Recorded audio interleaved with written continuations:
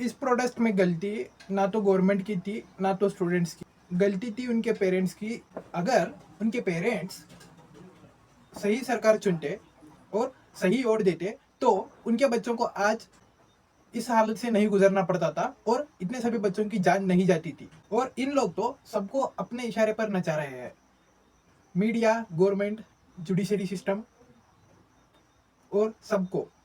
India के chief justice का तो कहना था, डोंट वेस्ट आवर टाइम। यहाँ पर लोगों की जान जा रही है और ये लोग बोल रहे हैं don't waste our time. So basically democracy have 4 main pillars. First one legislative. Legislative तो सुन नहीं रहा, एग्जीक्यूटिव तो स्टूडेंट्स को मार पीट रहा है, जुडिशरी सिस्टम तो बोल रहा है कि हमारे पास टाइम नहीं है, और मीडिया तो बिक चुका है। मुझे बात नहीं समझ आ रही, ये डेमोक्रेसी है या और कुछ।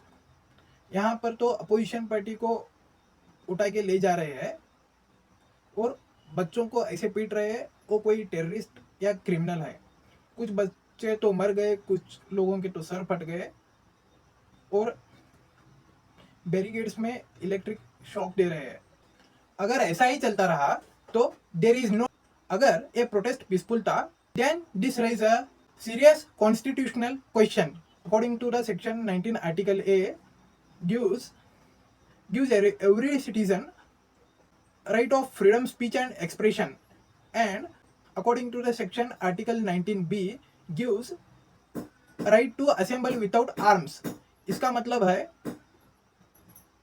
ये आर्टिकल्स सिटीजन को बिना कोई हथियार के पीसफुली प्रोटेस्ट करने का राइट्स देती है।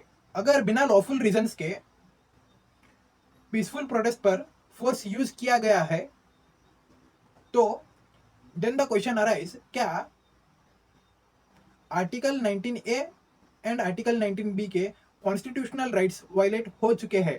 इस प्रोटेस्ट में कई सारे मेन हीरोज भी शामिल है।